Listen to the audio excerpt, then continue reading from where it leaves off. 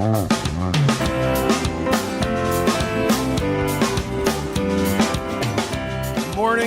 to you all. Welcome to the longest running daily variety show, The Mark Inspires Show. We got a special show for you today, a couple news stories, and one that I'm really intrigued about, which is this concept of locations on planet Earth, they call them blue zones, where you could actually go and have your best chance to live 100 years. Now, with all the disease and ailments in the world today, to know that there are 5 locations, I think it's 5, that you could go in order to have a healthier lifestyle and live the longest potential life, that has me intrigued. I'm starting to wonder why we all aren't flocking to these locations. I thought it would be kind of cool today is if we go over this blue zone idea, if there's science behind it. We're going to read the news, the story on it. And as you know, if you do tune into my program, I give you the full report. This isn't just, glazing over it. I read the entire story for you. So we're going to get into what are blue zones and how do we, if we can't get to a blue zone, how do we somehow get ourselves there mentally so we can somehow get the benefits of this. I don't know if it's the food, if it's the air, or what it is about these locations. It could be the energy. There is energy around us at all times that we could see or we could feel, but we can't see any of it. And sometimes you can't even feel how you're being affected by those energies. So these 5 locations, the blue zones on planet Earth, is there something with the energy that is coming out in a positive way with a healing energy, similar to when I play music for you at 432 hertz? I like to draw the attention towards the fact that I tune all of my instruments to 432. You should know when you listen to musicians, they don't do that. They're all playing 440. Almost every single musician you ever hear play will be playing 440 at you, and 440 is not pleasing to human beings. You may think the song sounds good, but there's some sort of chaos going on within you when you hear 440 hertz. It was a worldwide, I don't even know how the Germans or the Nazis were able to institute 440 on a worldwide basis, but really it used to be 432. There used to be many different tunings over the years, but I have settled on 432. I happen to be the inventor of the only drum in the world for guitar players. I say only because I have the patent for it. Nobody else could create the drum for guitar players. I already did it, and I went through a 5-year process to get a patent for this drum. So what I can say is when I play this drum for you guys, I feel healing energy coming out of me. The creativity is palpable. Last night we wrote another amazing song, and it only happens because we separate ourselves from this world for a few minutes every day. So I implore you, if you found me for the first time, or if you know the show, share it. If this is the first time you found me, subscribe, turn on all notifications. I've been here for 5 years in a row every single day. This is the longest running show on the planet. And I now determined that I was canceled about 4.5 years ago, and I just kept showing up every day trying to make the world a better place. They've been impossible to allow my message out to anybody. So you sharing my messages, it's the only way it's going to get to other people. We have Matt Zabrowski here. He's our woohoo guy. He's about to lift us up a level. Woohoo! Right? You guys, you can't do better than a woohoo, especially at 9:50 in the morning, So the blue zones. Let's get into this story. I want to get right into it today. I want to make sure we're action-packed with the content here on the Mark Inspire Show. You're going to show up here every morning and get inspired. You're going to get some news, and it's going to be real. And I may play a song for you. We may do some comedy. You never know. But the point is, this is an unscripted live variety show for the last 5 years in a row. Bubba News in the house. Modoc Roughstock with me on YouTube. I want to see who's with me on TikTok. Miles, how are you? Betty, how you doing? I got Tacos Travels kicking it with me, and Constant Comment 87. Tacos, I hope you'll check out all my content. I'm doing a new thing called Chasing History, where I'm going back through all of these ancient stories, like Sumerian tablets, and there's the, I think it's got the Bhagavad Gita or something like that in India. I never said it right. But I want to see if I could read all of these ancient texts live for you guys so we could start to understand our origin more than, what I have in my 1775 Bible here that says, from dirt, God made Adam and Eve. And I'd rather see what other stories there are out there so we can try to just get a better picture, an overall scope of how this world came to what we see today. It definitely didn't happen with a big bang. That's just ridiculous. So I want to know more about what the ancient people were saying. And the thing is, a lot of these stories are hidden from us because they're pretty crazy, like giants. And yeah, there were giants on Earth. I've seen photos that are now hidden. They have so many different bones at the National Archives, in the city they have them at, I can't think of the name right now. Wow, I'm having issues in the morning getting my brain moving. That's something that's real. But that's also because I've been double-deckering it lately. We do the morning show, and then I show up at night to play music for you. And some of those shows, they go until 12:30-ish. And then afterwards, I'm creating a thumbnail for this, and I'm getting my contacts together for the morning to make phone calls for expired listings. I'm a real estate agent, if you didn't know this. So what I do here is I show up to try to make this world a better place. But when I shut off the cameras and I go into my day, I'm real estate. Like that's it. I'm like real estate. I'll drop a piece of content here or there if I see a funny story or something and I have an in-between appointment moment. But outside of that, I'm focused 100% on real estate. So I would say is like, if you are ever looking for real estate, make sure you reach out to me. If you ever want to sell your real estate, reach out to me. It costs you nothing and I can give you some great advice. But outside of that, I want to provide you guys with some more of that information because for 15 years, I've been selling real estate. So I know not only what it's like to go through the process, but I understand the pitfalls. I understand the things you want to say in order to get transactions done. And I could also guide all of you when you're going through your own processes and I'm not involved. Take advantage of the fact that I got 15 years of real estate experience. I got another 13 years of construction experience besides that. So when I'm out there as a real estate agent, I'm actually thinking more like a builder than I am a real estate agent because if the more knowledge you have, the better you are. And the more value you have for your clients. And for me, when I walk into a property with my clients and they're interested in that property, and while we walk through, I can give them a full breakdown of what's in that house. The mechanicals, if the windows are in decent shape, the brand of the window. I can look at the years of the air handlers. I can look at the boiler and the hot water tank and see what exactly do you have here. So before you even bother putting an offer in, is this place worth your while?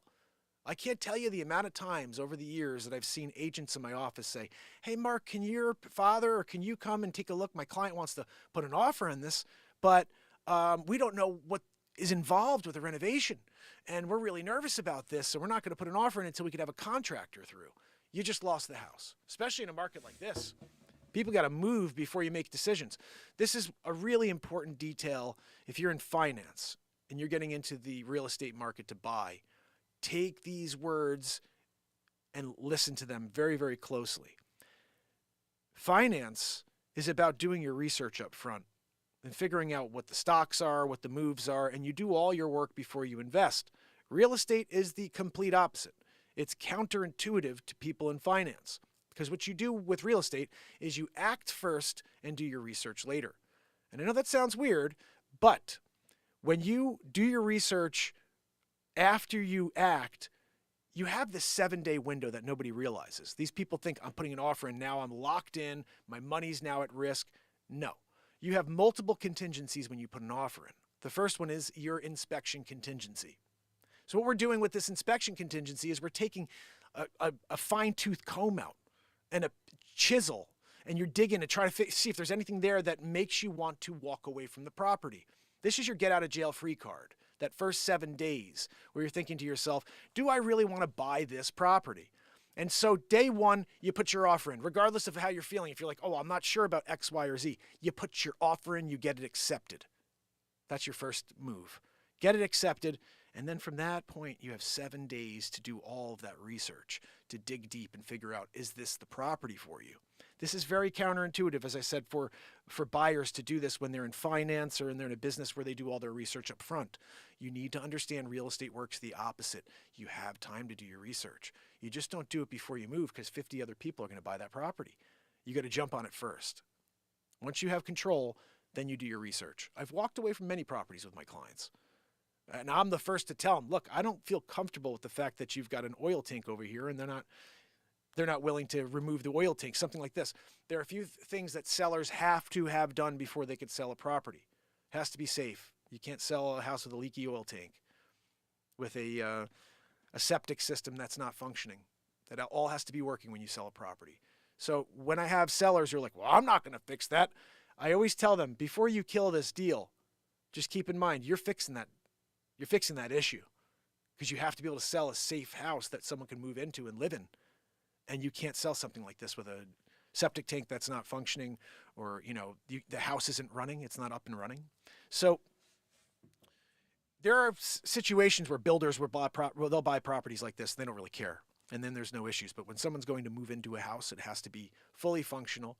It's not a raised situation where they're going to rip it down and put up a new property. So in general, guys, you have time is all I wanted to say. Make sure you get your offer and get that property accepted first and foremost. So that's my little real estate piece for the day. If you did tune in for the real estate, stick around. We're getting into the blue zones. This is a very interesting topic for me. And I'll tell you how this worked out. I had 3 different titles for today. The first one was about Michael Strahan's daughter getting cancer. And I started thinking how I'm very concerned with the amount of childhood cancer I'm seeing.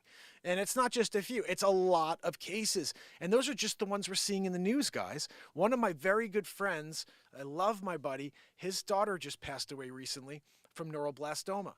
And it blows my mind that we're dealing with things like this in 2024, and there's nothing that could be done. So my question that I was going to get into is why? Why are we seeing this overwhelming amount of childhood cancer in the world? I could point to a few things, and I'd ask your comments to come in, see what you think about it. But I do believe the cell phones and the AirPods and all these things that people are using, assuming that they are safe and effective. They are effective but not safe. Maybe they are, maybe they're not. But when you start looking at the data, when you start looking at the amount of cancer we're seeing, there's something more here. You can't just look away. When I was a kid, I remember the whole conversation was, do cell phones cause cancer? And there was this, obviously you have lobbyists who work for the cell phone companies that do not want you to ever come to that conclusion. So they fight and they throw money at everything in order to keep these topics off of your mind. People like me exist and show up every day in order to bring those to the surface, to make them feel a little bit more uncomfortable, but also so you guys could understand what we're up against. Now, so this is interesting. Blue zones. What is a blue zone? And how can we get to a blue zone? Probably have to have some dough in order to get the hell out of Dodge, is what I'd imagine.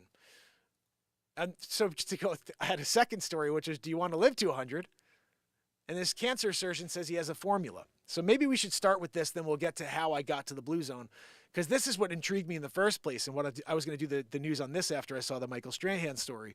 So this was my second news title of the day. And right here, want to live to 100? This cancer surgeon has the formula. And I thought, hey, that's a pretty cool topic for a show. So we got in here. Let me see what this has to say here. I'm going to see if I could just clean it up on OBS for you guys. Yeah, so you can see it a little better. There we go. There we go. So I want to say hi very quickly to Jerry Hayes. So good to see you. Green tea in the house. Bubba tea. Bubba news. Bubba tea is an actual thing, I think, now, guys. Bubble tea. I think it's bubble tea. And Modoc Roughstock, my friend. We are kicking it here YouTube style. If you guys on TikTok want to join and see the story, it's in the background right now. I use a green screen. Real green screen, not the one that I'm fakely using on TikTok. You can actually see the green screen through my microphone right here. I have a real green screen. So head over to YouTube and see the show. We've been here 5 years in a row, every single day, since December 31st, 2018, my family and friends. And this is a community. This is a place where we need to grow, because the one thing we could all say universally is that there's one show on planet Earth that's been here for 5 years in a row every day, promoting positivity and connection, and they've kept you from it. That should piss you off, and you should show up like right away on the Mark Inspires channel and start sharing it with everybody you know. Like, this is the thing that's going to happen, and I just don't know when someone's brave enough on that side of the screen to do it, but someone's going to be like, I can't believe they hide this guy from the world. I'm going to make it my personal mission to tell everybody I know. I'm going to post about anything I think's funny. I'm going to post. I'm going to blast this guy out until people see it, because there's no one on planet Earth that should be canceled for comedy. But I've been canceled for comedy for 4.5 years. So we don't even talk politics anymore. I mean, that was back during the election when I did the Donald Trump show. And it was freaking hilarious. If you happen to go and I changed the title. It's called Donald Trump Roasts Joe Biden for 4 hours. That's what it is. It's a face swap movie.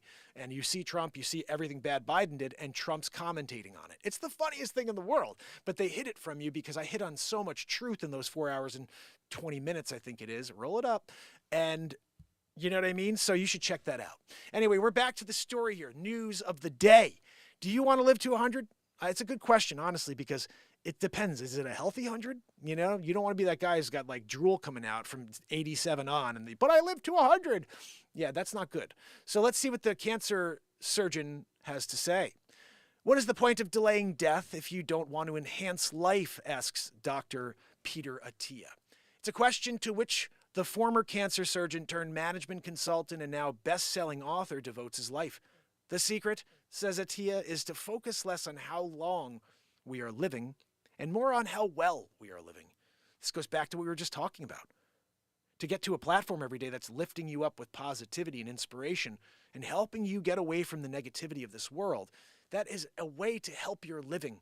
That my song, Something to Live For, is to ease my mind and help my living. I say it every time we start the show, and that's why I use my song from 2006 with Matt Zabrowski's Woohoo in it, because it's a powerful song and a powerful message. There's something to live for. I'm here every day to ease my mind and help my living, and my hope is that I'm sharing some of that energy with you, and it's helping you in your day, and you can go out and make some positive changes. Remember, the motto of this show is to effect a positive change one person at a time. You can't take on too much in this world. If I was to take on, I'm going to change the world in a day, I would have quit this show 4.5 years ago when I got canceled. I show up every day because I'm still hoping for that one. Still hoping for that one every day. So if that's you, subscribe to the YouTube channel. Turn on all notifications. YouTube doesn't even use those. But let's keep going. I would say do the YouTube and then also my Telegram. If you subscribe to my Telegram page, S-Coop always sends out a link. And if it's in the morning, I usually do because S-Coop's working. So I'm doing what I can to keep you guys in the loop. I also put these community posts out on YouTube that nobody sees. The 13.6 thousand people on YouTube, never any likes, never any comments, never any shares. And then I see everybody with like 1,000 subscribers or 1,500 subscribers, and they got 30 likes. They got comments on all these community posts. And I'm like, man, YouTube, you couldn't be any more obvious with the fact that you don't want people to see anything I say or do. Anyway, let's get back to the story. According to Attia, most of us are living longer, but rather than enjoying our lives, we are spending them in an ill health and pain. This is what I was talking about. I don't want to be the guy who's living to 100, but I'm not healthy at 100, you know? It's the brain. You got to keep that brain healthy. You got to keep your body moving. But let's get into it and see what Peter Attia has to say here. Rather than enjoying your years. So they're grappling with what he calls the 4 horsemen of chronic disease: cancer, diabetes, dementia, and heart disease. If we look after our health span, says Attia, an 80-year-old can have the coordination, movement, strength, and cognitive function of someone 2 decades younger. And they can enjoy their life until the end. But only if they build up a reserve now and put some savings in the bank, he said. It is a message that is resonating. Last year, Attia released his book, Outlive, The Science of Art and Longevity, essentially his prescription for how to improve our lifespan. And it was an immediate bestseller. Attia hosts a thriving podcast and has nearly 1 million followers on social media, where he posts regular health and fitness tips. If you want to check him out, maybe you could tell him that we sent you over. Prevention is everything. Heart disease, diabetes, Alzheimer's, and cancer. None of these diseases happen overnight.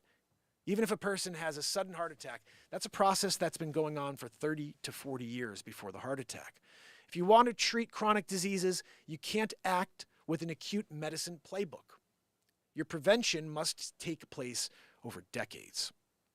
Attia argues that modern medicine, which he calls medicine 2.0,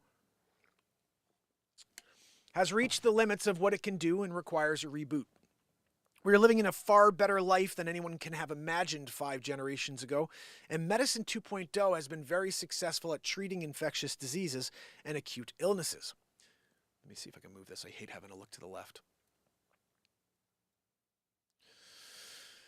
Modern medicine has had some success. If we want to eke out more lifespan and, more importantly, more health span, we have to move to a system that is far more preventative.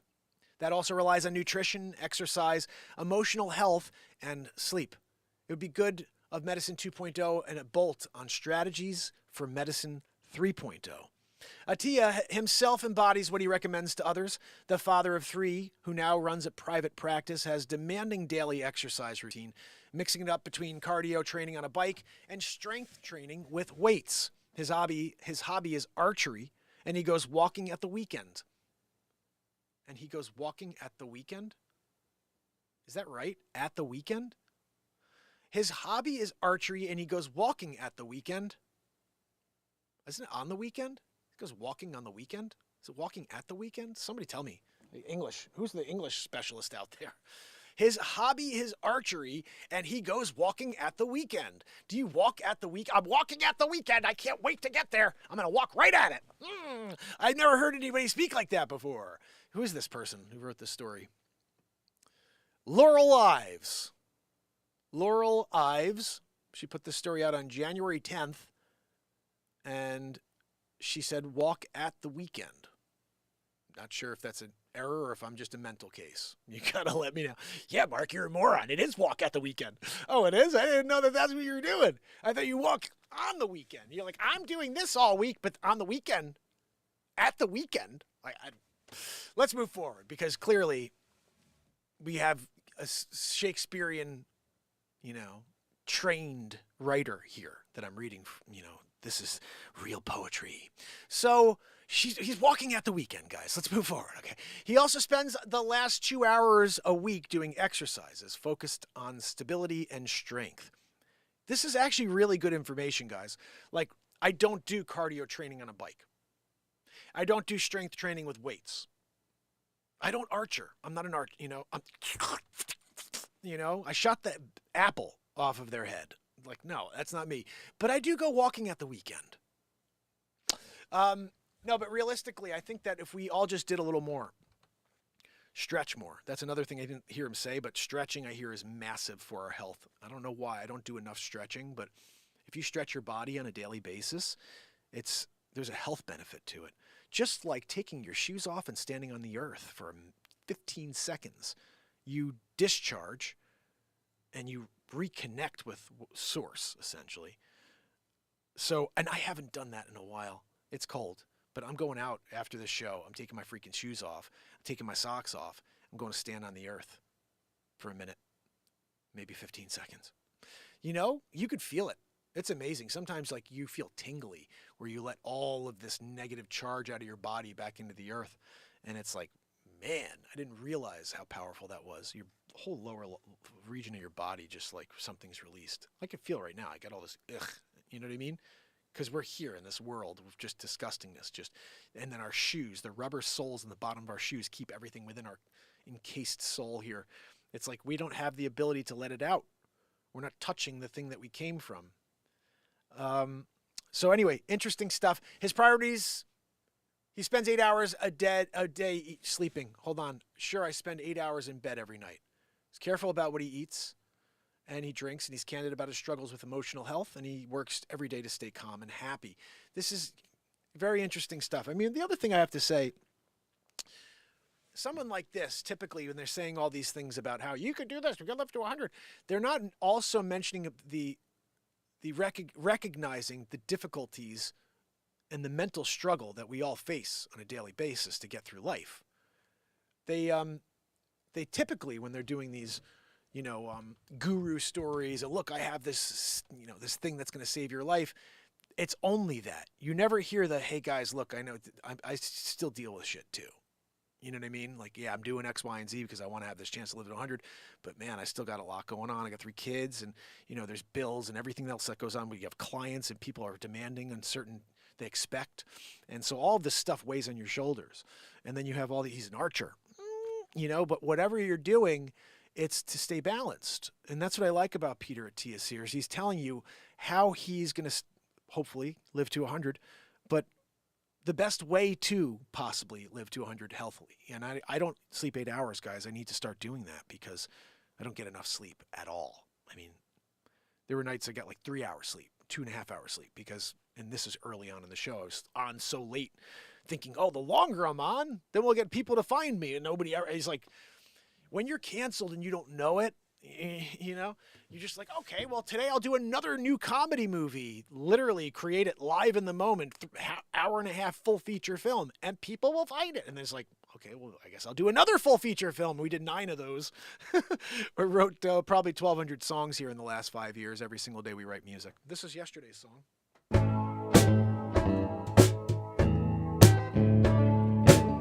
This was just a jam last night.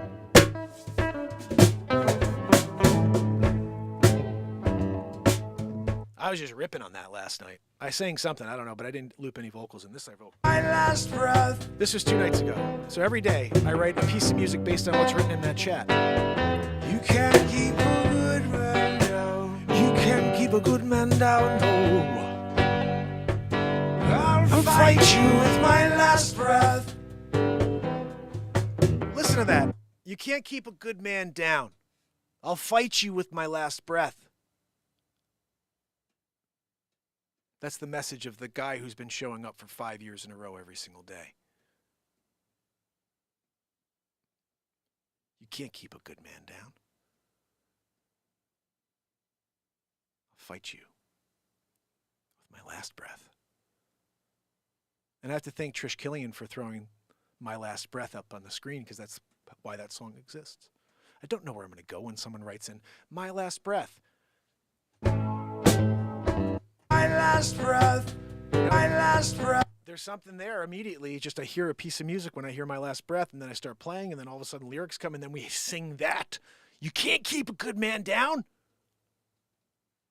Fight you with my last breath.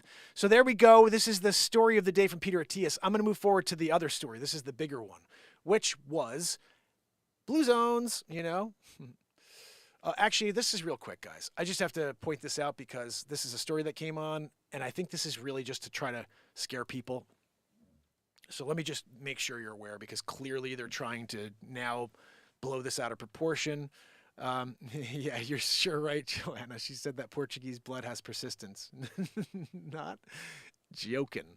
So this is interesting. I'm just going to quickly share this story because I'm sure you're going to hear about it, and then it's going to create all this hubbub in the news. Something went wrong. Mother buys candy for 6-year-old son and realizes later that it was Delta 9. Yeah, she can't read. So a Fort Mill mom said she bought a bag of what she thought was candy for her son. However, it was Delta 9, a legal form of THC. Woman charged, 3-year-old son consumed drug-laced edibles. She was charged. Oh, wait, that's a different story. We may have to read that one, too. Catherine Bouteray said that she took her son to the hospital after he ingested the edibles. Now she has a warning for others. I was terrified, Bouteray said. I thought I'd killed my child. You could have. Delta 9 in it, you know. They went to a lunch Friday at a common market in the South End, and she bought a bag that caught the eye of her 6-year-old child. You know, the 6-year-old child's eye. You know, she didn't read where it said King Canna right on the freaking face of it. And it says freeze-fried Skittles, 300 milligrams Delta 9. And then there's a big picture of a marijuana leaf on the bottom corner of this photo, which I don't know if you could see that. And, you know, he was pointing to something at the counter, but I was like trying to figure out what it was, you know? And I was like, yeah, sure, just get him that thing that's got a big marijuana leaf on the corner of it. They have freeze-dried Skittles, freeze-dried. He handed it to me. She said, I handed it to the cashier. Butteray admits her son indulged in the colorful treats. Then she said he started feeling and acting strangely. You think? He freaking baked out of his mind. Little 6-year-old. You know? That's not good. That kid's going to be messed up for life. He's still in his daze. He grabs his head and said, Mommy, my mind is wobbly. And I was like, pass me some of that shit. No, I'm just kidding. Said, something in my mom brain was like, there's something wrong, bro, Bouteray said. Her fiance took a closer look at the label, and he's like, oh, it's Delta 9. She said, I still don't know what that means. He's like, it's pot. A spokesperson for the Common Market said his team improved signage for those products as an added precaution. He said in the store's policy to keep the products in a case or behind the counter. His staff is trained to educate customers when buying those types of products. Bouteray said her son is home after spending 6 hours in the ER. What the freaking heck? I got live age restricted on TikTok? I'm telling a news story. It's freaking comedy news. What the hell? Every time, guys, I'm not, what in the heck? You know, age restricted from you. What, guys, who out there is complaining about a news story about a mom who didn't read the label? And then now they're going to blame the I don't even know who they're going to blame, the guy, whatever, but she looked, this looked like clear as day. This is not like a normal product. It's like a handmade product. Anyway, I felt like such a crazy series of events, but it could happen to somebody else, Bouderay said. I'm going to see if there's a way to show you that photo just so you could see what this thing looked like. I think, like, I looked at it, I was like, yeah, I don't think I'd ever get my kids that. That's like, you know. Yeah, look at this. Do you guys see that? It says King Canna freeze-dried Skittles. Right there. And it says 300 milligrams Delta-9 with a huge leaf right here on the bottom. You know, I think most people know that that's pretty much what it is. And that's not something you got from the store that's like, oh, great, this was made by Nabisco. That's not a Nabisco product. King Canna. You should also kind of get at least an idea from King Canna. Anyway, I had to tell you that story, guys. It popped up, and I'm like, what in the friggin' heck? So apparently the fiance got blasted. He ate the rest of them. The next story. Well, I wanted to, again, we're kind of going all over the place today, but I had all these news stories for you, so I might as well get into them. This one was just, I'm scratching my head again because what I told you about my friend who lost his daughter recently, and then I see Michael Strahan reveals his daughter's cancer diagnosis on Good Morning America. And just to quickly go over this, she was 19 years old, and she's recently diagnosed with medulloblastoma, a rare form of brain cancer. And so Strahan said, I'm very proud of her, and she's always been strong, and this is something that is so personal that I didn't know if I'd be able to say anything about this, but she wanted to share, Strahan said. Isabella Strahan is 19 years old, and she's a student at the University of Southern California. She decided to tell her own story on GMA's Robin Roberts. Isabella said in September she began experiencing extreme headaches as well as nausea and an inability to walk straight. At first she thought she had vertigo, but in late October she began vomiting blood. She texted her twin sister Sophia, who informed the rest of the family. Michael Strahan then took her to the doctor. Isabella's MRI results showed a fast-growing 4-centimeter brain tumor that was larger than a golf ball. She had an emergency surgery to have the tumor removed the next day, and Isabella recently rang the bell, a celebratory tradition for cancer patients who complete their radiation or chemotherapy treatment.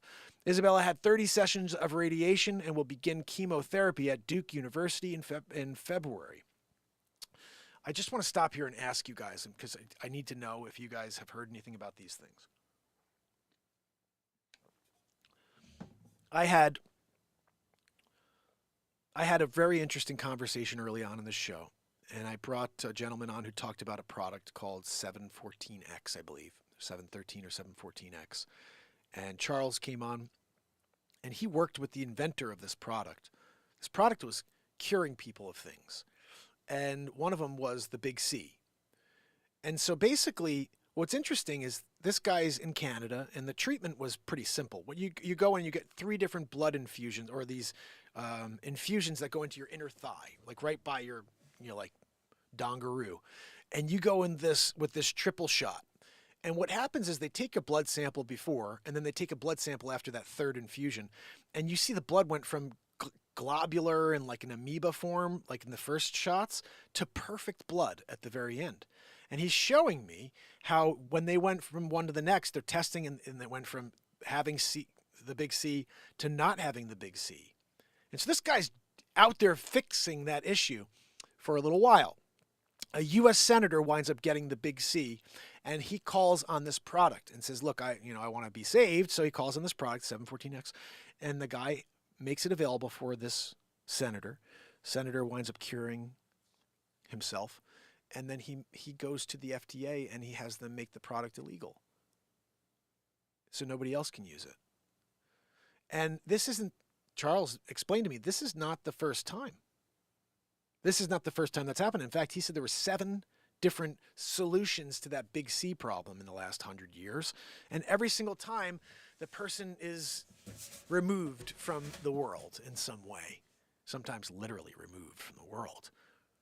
And so when you hear that a 19-year-old is dealing with this, and the immediate move is to radiate and go to chemo, like, what do you guys think about that? This Charles explained that if you do nothing, you could live 12 years on average. If you go the chemo radiation route, the average is 3 years. So just based on the statistics alone, I don't understand why the move is chemo and radiation when we're in 2024. And I didn't know if you guys had ever heard of anything called Essiac tea. Have you heard of apricot seeds? Have you heard of any of these other alternative ways in order to maybe direct on those cells and to remove them without medical intervention like radiation and chemo? I've seen some amazing testimonials on Essiac tea. I've actually been taking it I drink it a couple times, maybe once a week, every couple weeks, just preventatively. It's not just for the C. There's so many health benefits that I see from Essiac, and the pushback I get from people is, oh well, it's not proven. There's nothing proven about it. And I'm like, I have this philosophy. I don't know if you guys agree with me, but if there was a fix, do you think Sloan, do you think Yale and Duke, these people would want you guys having that tea that you could get for nothing for like $100? These people will all be out of business in a day. They'd be out of business in a day if something like Essiac worked. That's the truth of the matter. So I would think lobbyists would do plenty of studies on these things and find reasons to dispute and dismiss. And they'll dismiss a guy who was stage 4 and went home and said, you know what, I'm not doing what you say. I'm just going to drink Essiac 3 times a day. And all of a sudden there's nothing there anymore. They go back and they're like, what did you do? You didn't do any of the things we said. And I don't see anything. Like it's as if you never had it. Well, I took Essiac. Oh, that's just anecdotal. It's anecdotal because the pharmaceutical industry will never allow it to be. There's too much money to be made on the treatment. That's why there are never cures, because there's too much money to be made on the treatment.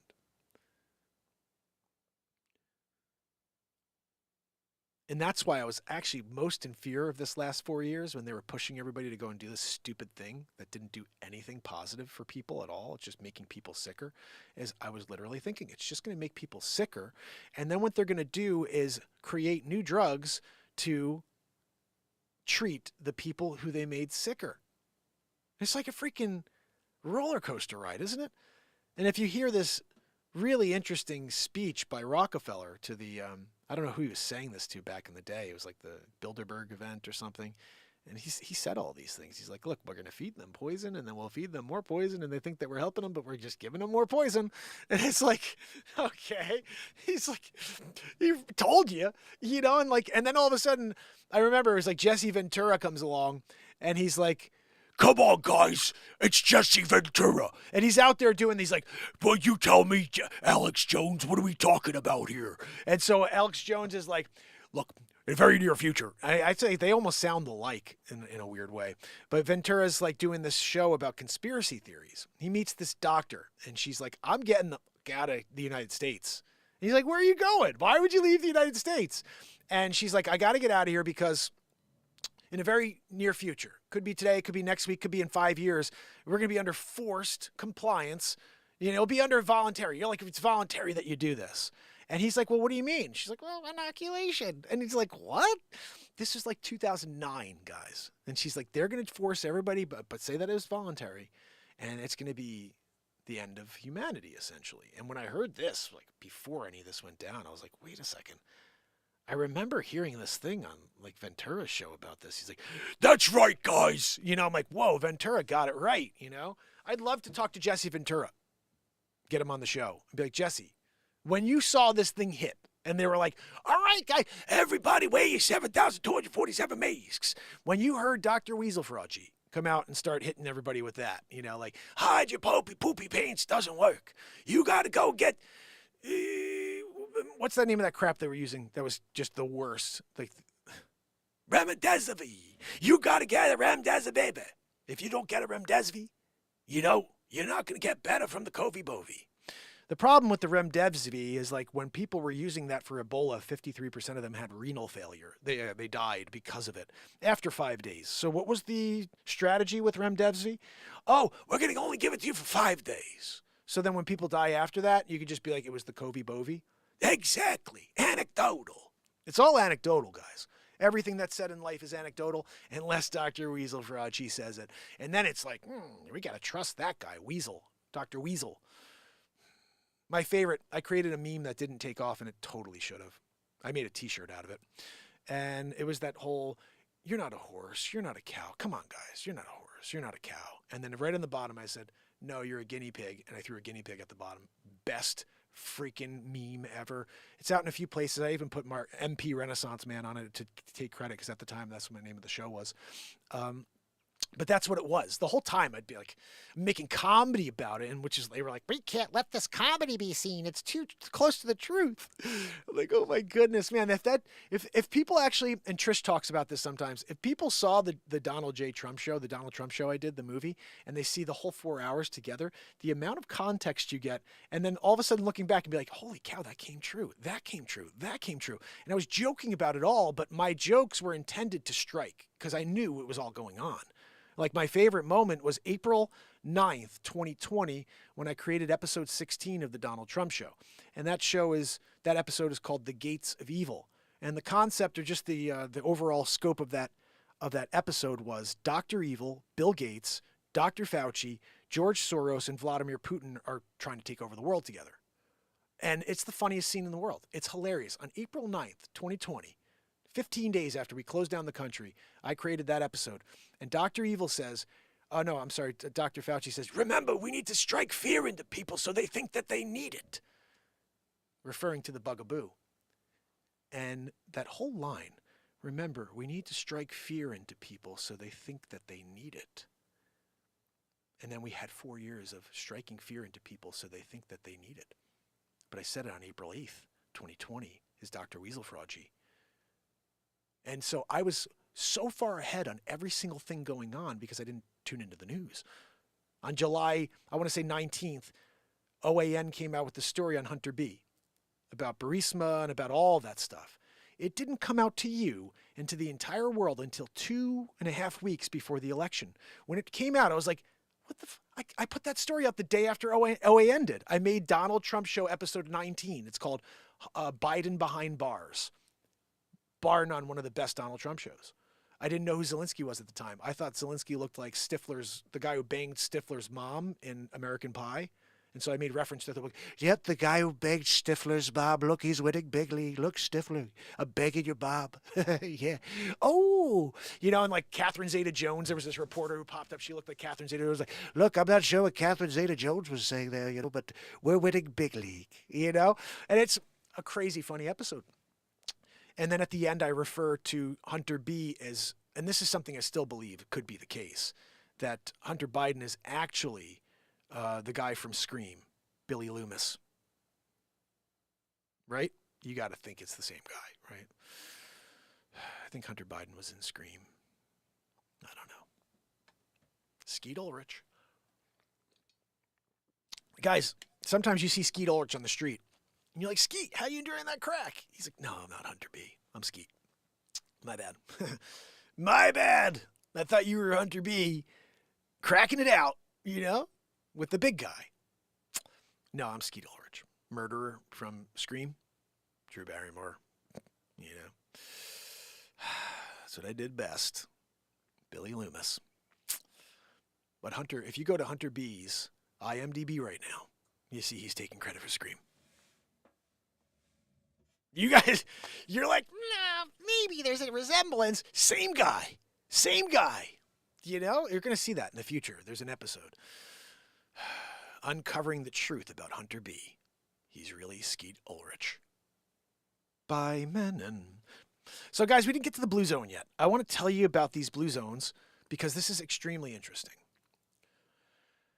What are Blue Zones? Here we go. So I had it open clearly. There's actually a bluezones.com. We're going to go there. Let's see what this has to say. No, this is a company that's trying to get you to move there.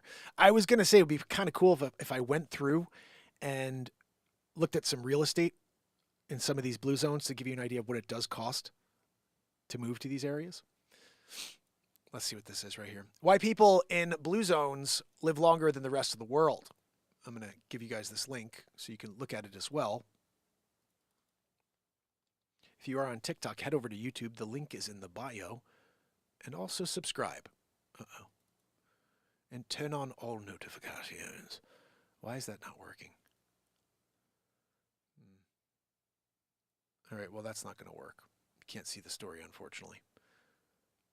But I can read it for you real quick. Let's try that. Or I got another idea. We're going to do a screen grab so you guys can see the screen. That's a better way of doing it. That's called capture something. Window capture. Found it. Sometimes you need a minute. You know, there we go. See, guys? Okay. There we go. Now let's see if I can go back to... Right? Right? We did it together. Why people in blue zones live longer than the rest of the world. Blue zones are geographic areas with lower rates of chronic diseases and longer life expectancy. Diet, fasting, and exercise are factors associated with blue zones. Italy, Greece, Japan, Costa Rica, and the United States have a blue zone. Chronic diseases are becoming more and more common in old age. While genetics somewhat determine your lifespan and susceptibility to these diseases, your lifestyle probably has a greater impact. A few places in the world are called blue zones. The term refers to geographic areas in which people have low rates of chronic disease and live longer than anywhere else. This article describes the common lifestyle features of the people in blue zones, including why they live longer. So what are blue zones? Blue zone is a non-scientific term given to geographic regions that are home to some of the world's oldest people. It was first used by the author Dan Buettner, who was studying areas of the world in which people live exceptionally long lives. They are called blue zones because when Buettner and his colleagues were searching for these areas, they drew blue circles around them on the map. This is his book, The Blue Zones. Buettner describes 5 known blue zones. Icaria in Greece. Icaria is an island in Greece where people eat a Mediterranean diet rich in olive oil, red wine, and homegrown vegetables. Agliastra, Sardinia. This is Italy, guys. The Agliastra region of Sardinia is home to some of the oldest men in the world. They live in the mountainous regions where they typically work on farms and drink lots of red wine. You know, second time I've heard that. When I went to Portugal when I was 18, we met the oldest man in Portugal. He was 106 years old. And my mother knew him because when she was a kid in Portugal, she'd like visit the guy or something. That's the only reason we met this guy. And he's 106 and he still remembered my mother. He's like, oh, I remember you from when you were a kid. I don't speak Portuguese, but they're telling me like, yeah, he remembers when I was a baby and remembers like me being around. It's weird. 106. So my mother says to him, what's your secret? And he pulls out his red wine and he goes, a liter a day. The dude drank a liter a day, 106, freaking pounding a freaking liter of red wine. That's my man right there. Probably still alive. Red wine in it, right? He's red wine in it. So let's move forward. We have red wine in it in Sardinia. In Okinawa, Japan, Okinawa is home of the world's oldest women who eat a lot of soy-based foods and practice Tai Chi, a meditative form of exercise. This gets back to keeping the mind clean and clear and stretching and working on your physique, right? I mean, you're out there and this Tai Chi is like movement, right? It's about keeping everything loose, loosey-goosey, right? Okinawa's doing it. Nicoya Peninsula in Costa Rica. The Nicoyan diet is based around beans and corn tortillas. The people of this area regularly perform physical jobs into old age and have a sense of life purpose known as plan de vida. Live the life, I guess. The Seventh Day Adventists.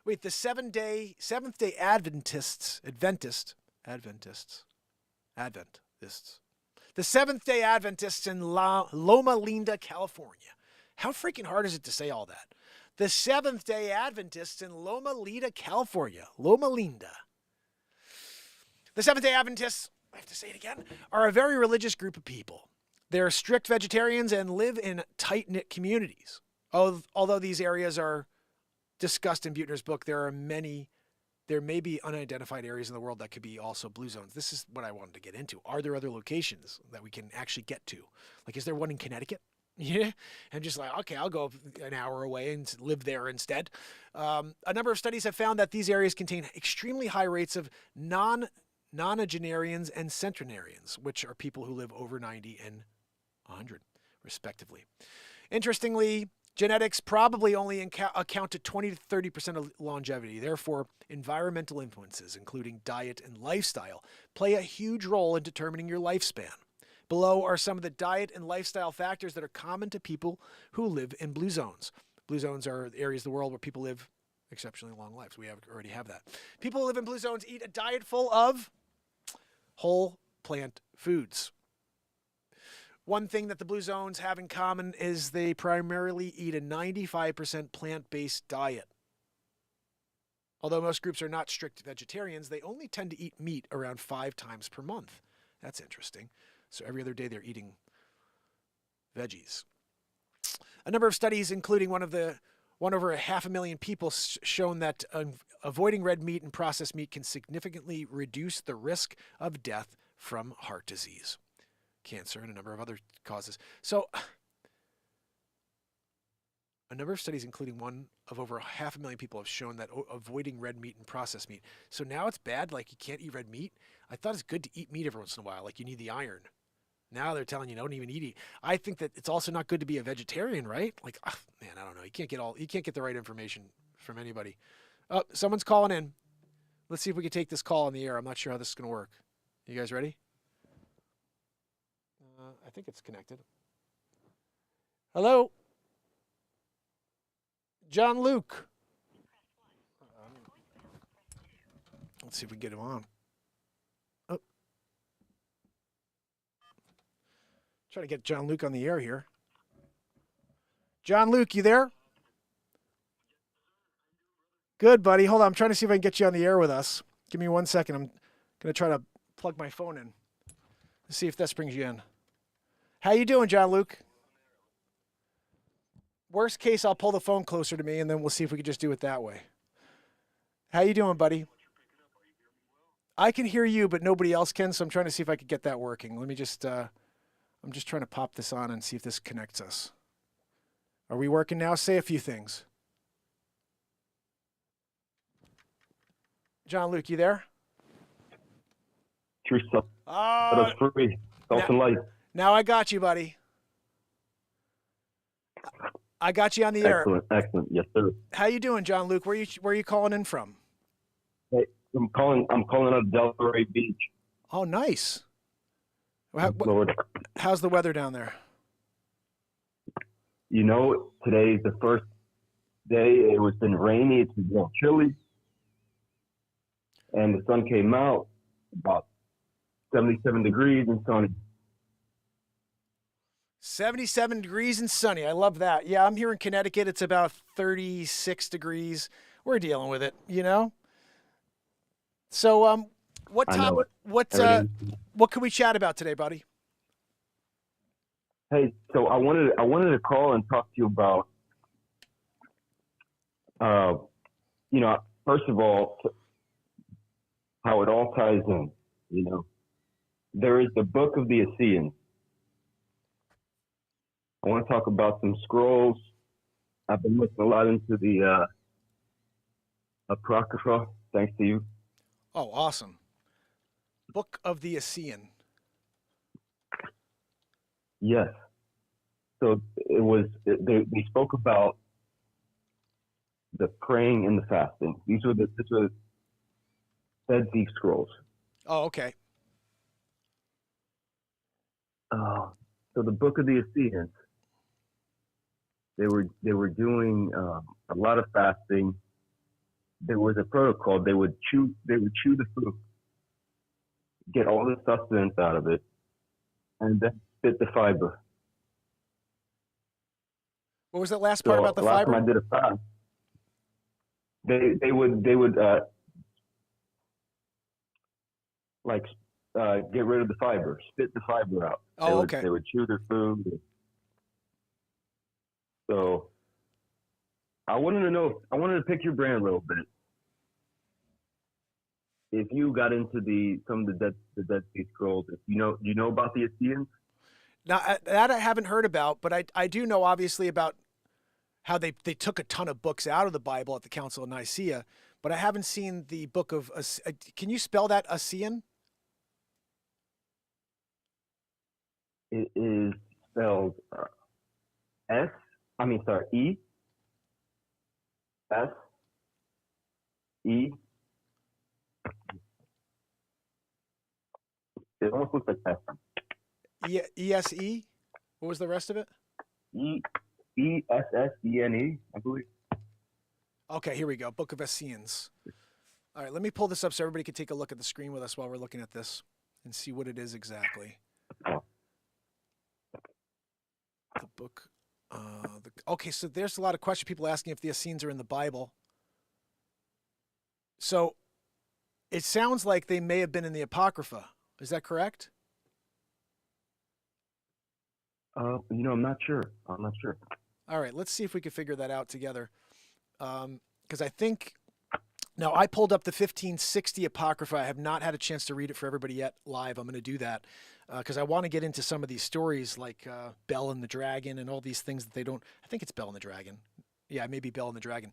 But there's a ton of stories. I mean, it's about over 100 pages that they ripped out of the Bible. And I'm like, why would they do that?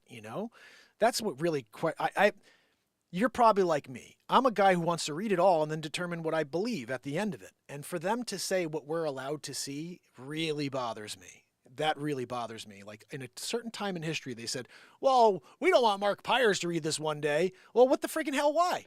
I want to see what's there and determine what I think is right and what's wrong. And if giants existed in the Book of Enoch and all these things, like for them to take that out and make a decision for humankind, there was like evil involved in that decision.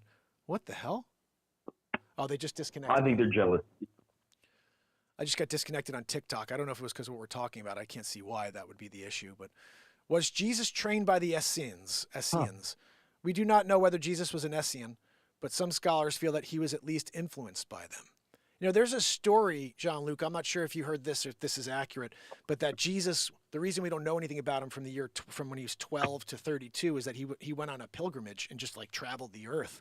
He took in everything. He met with all these different faiths and religions in order to fill out his. And I don't know if that's true or not, but it would be pretty cool to imagine like a Cain, like out on the just walking the earth, you know what I mean? And just wind up, I'm in a new village today. And I'm learning about what they do. And at the time where there's no internet, there's no way to communicate with people. The only way to really do it was to get up and move. And you'd have to just go. And if you're a 13-year-old kid or whatever, and what's life for you at 13? I mean, what do you do with back then? There's nothing. You're asleep by 5, 6 o'clock in the afternoon because there's no light. It's like everything is in this little period of time from the sunrise until sunset. And then everybody's slept at night, really. It's like, I mean, like, if it's funny, if we took away all the technology, we would all sleep like babies. It would be amazing. We'd all be healthy, but we're so connected to all of this stigma, all of this invention and this technology that takes us away from what's beautiful about us, which is our connection to Earth. Exactly. And this it's almost a illusion of wisdom, illusion of being educated, of being advanced. Yeah, because we were taught something and we believe it. Let's see what this says here. I found another one. Yeah, they were breathing cleaner air, right? Yes, the air was they had more oxygen back then. So there's a lot of really positive things about, and that's why they say, some people say we may have lived to 700-800 years back then because everything, there was no radiation. You're dealing with, I mean, maybe there was, but there's no negative effects to the earth. That's the thing that humans have done. I don't think that we've changed climate. I mean, this is just what's happening. We're on Earth. No matter what we do, we're not going to have any effect on what happens to this earth, only negative. It's going to be cataclysm because you have people like Bill Gates are like, let's just block the sun. You're like, shut up, just live your life. Like, this whole idea that we should get involved and change the trajectory of the earth. This has been happening for billions of years, and we can't stop anything. There were ice ages. There were hot times. It's 50 years ago. If you go and pull up Life magazines, they were saying by the year 2000, we were going to have another ice age. Go and look it up, guys. My brother-in-law showed me one day. I was like, what? He's like, yeah, they used to hit everybody in the 50s and 60s that we're having an ice age. There's an ice age coming. And then It switches, nope, it's global warming. And it's like the reality is CO2 does not follow temperature. It's the other way around. Temperature rises and then the CO2 follows. So the idea that we could reduce CO2 and then reduce the temperature is ridiculous. It's asinine. And you have to look back 600,000 years ago in order to see that graph where it shows you that CO2 never was the leader. It's always been the follower. But it depends on who's telling the story, I think. That's what I love. I want to hear out the story of the people that were using their brains without any of these distractions. Yes.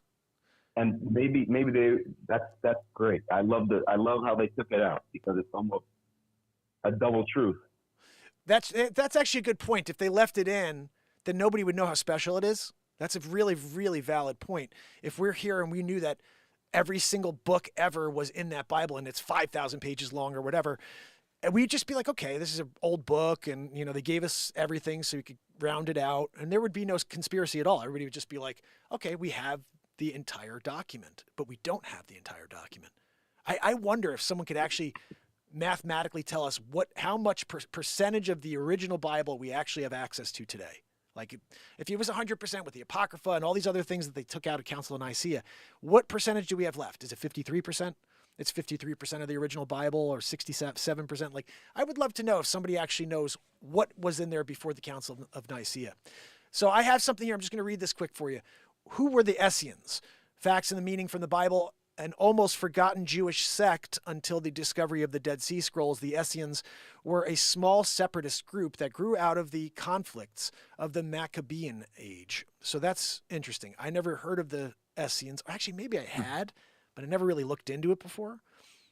Now, I was blown away. The fact that you're talking about the Dead Sea Scrolls, I remember looking into that when I was a kid, because the idea that these scrolls were sitting in this cave since, 40 or 50 BC. I mean, who knows? When were the Sea Scrolls written? Do we know? Was it after Jesus or before? Was it had all of the books? So it must have been a couple of years after he died. After, believe. Yeah, and I think that. Yeah, see, what I'll have to do is one of these days I'll pull up the Dead Sea Scrolls, see if we can get a full story on that. So something I started yesterday, you may have seen, is a new series called Chasing History. And this is the stuff that I want to do. Like what you're bringing to me right now, it's probably going to be the next story. I'm going to look into the Essenes now. I'm going to look into the Dead Sea Scrolls, and we're going to do a story on both of those for Chasing History. And I sent a message to, I don't know if you guys know, Scott Walter. Scott Walter was a part of a show called Hunting History, I think it was. It was on the Travel Channel. Do you guys remember this show? And he was basically getting into all the occult and the old school the pyramids in the United States. His name's Scott Walter. He's a forensic geologist. He's a brilliant man, but he's got a great heart. You could tell when you watch his show. So I sent him a note yesterday with the Gilgamesh story I did, and I said, Scott, love your work. I'd love to have you on the show to see if you could school us all on our origins so we could really get fill it out. And while I was live here, I saw he responded to my message on X. And I think he said he'd like to come on the show. So I'm going to see if I can set that up, especially now that I'm doing a morning show. Maybe I could have people like Scott and others who can fill out this knowledge for us. And we could do this live on the air, take questions and have Scott answer them, that type of thing. I think this would be something that would be incredible. Yeah, Gianluca, I have a feeling Scott knows everything about the Essenes. Like, he's so brilliant. I got to tell you, and now listen, we're watching a TV show, so I know the research was done before he went and filmed those scenes. So he's giving us information that he researched prior. But I'm pretty sure you throw a little topic out there like Essenes, or you talk about the origin of Jesus. I'm pretty sure that dude could just go for an hour or two, just talk to us. So I'm going to see if I can work that out. Just stay tuned. I'll see if I can leave a note for you guys. I'll make a community post. Nobody sees those, but I'll put it up when we do get a Scott Walter interview lined up. So while I have you on the phone, totally. John-Luc, so we have Essenes. We're looking into the Dead Sea Scrolls. Is there anything else that you think would be really cool to know more about as a part of Chasing History?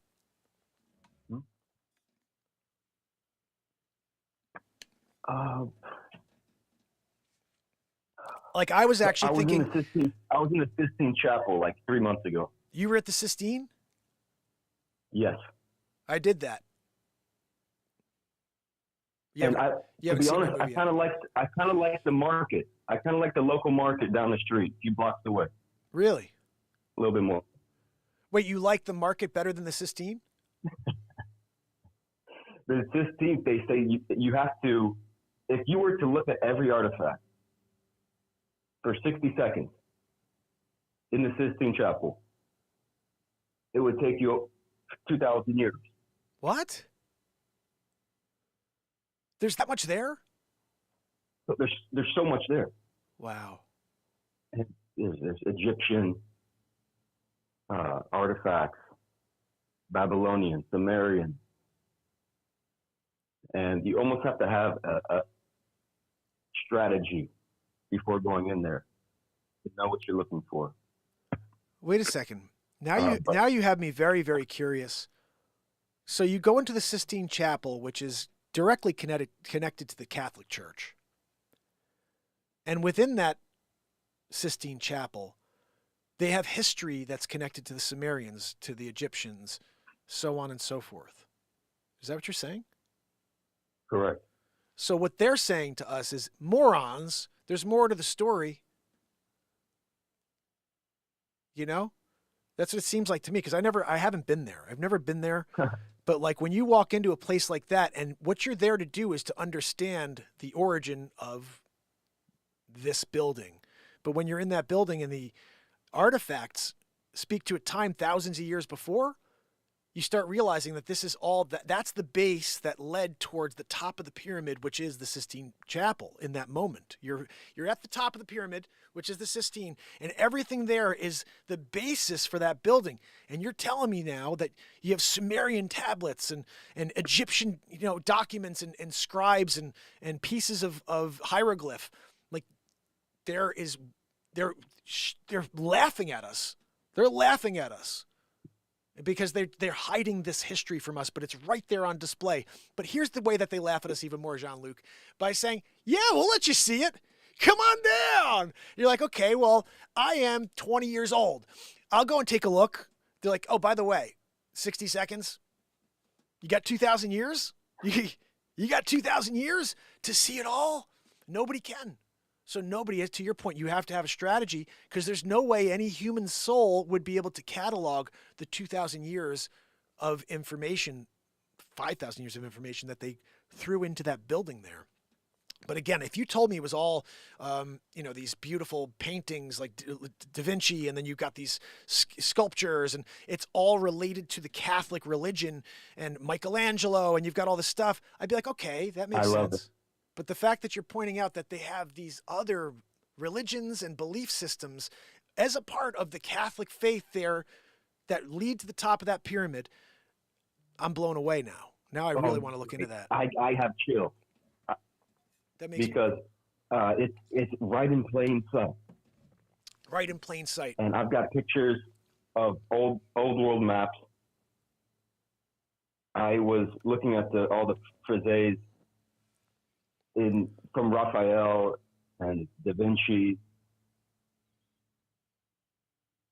and like you said, it's the plain sight, and the best hiding spot. One technician called the other one over there, and then they called the boss over there, and they were talking Hebrew a mile a minute there. Oh, sorry, I was like, is that you or me? I just shut off TikTok, but then now some clip opened up. What's interesting, actually, I'm gonna really quick while you're on. Let me see what this was. This is this thing with Ron White. And they looked at me and they said, Mr. Wyatt, this human blood only has... Ron Wyatt. Do you know who Ron Wyatt is? Yeah. So this is, and it's interesting. I mean, let's talk about life real quick, Jean-Luc. We're here talking about the Dead Sea Scrolls. We're talking about the connection, our origin, and the pyramid, essentially, of all of these previous events that led to the Sistine Chapel. And as I shut down TikTok because they booted me off the air, the first thing that pops up is Jesus' blood found on the mercy seat. And it's Ron Wyatt telling the story about how he found the blood of Christ. That's right now. That's right now in the background while we're talking about all of this. Like, could have been anything. I have stuff fly through my FYP page all kinds of stuff, from flat earth to cures to things, people trying to help you make money. The first thing that pops up when I'm speaking with Jean-Luc about this topic, this powerful topic, our origin and our connection to the Creator, is Jesus' blood found on the mercy seat. And by the way, I call him Yahushua because that's his name. I don't think it matters what anybody calls him, but I feel like, I don't know, if I came back one day and someone was calling me by the wrong name, I'd be kind of pissed, you know? That's how I feel. I just don't know if that's real, but I feel like he wasn't Jesus. Like, that's just a made up name. Like, I think it's funny if you do, I don't know if you saw this piece of content, but if you go onto AI, you do ChatGPT and you say, you know, why is Jesus' name Jesus when his name was Yahushua? And they say, well, the Catholic Church decided to make Jesus special. It's like, but wait, the Bible says his name has power. So the Catholic Church decided to take away that powerful name and give you a new name? That seems like a bit of evil at work there. Like, okay, we're now calling somebody by the wrong name because, like, why? Well, because these human beings who took control of this church decided so. Wait a minute. That's not God's word. You know, God's word was my name is Yahushua.